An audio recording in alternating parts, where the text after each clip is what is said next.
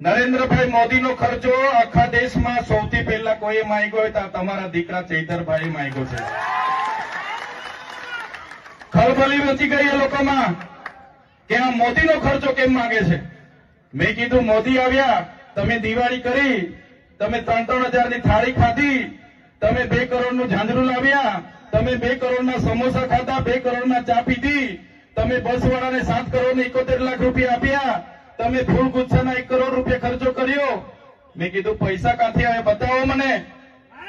સાંસદના ઘરેથી આવ્યા તો કે ના, મુખ્યમંત્રીના ઘરેથી આવ્યા તો કે ના, હરસંઘવીના ઘરેથી આવ્યા તો મેં કીધું ના।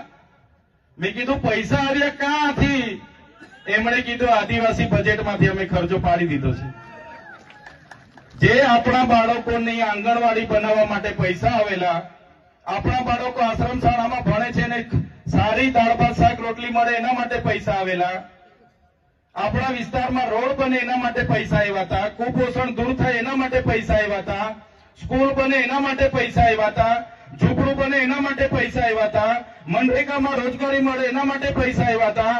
એવા 100 કરોડ ઉપર રૂપિયા લોકોએ ધુમાડો કરી નાખ્યો। આ મોદી તો આપણને 100 કરોડમાં પડ્યો।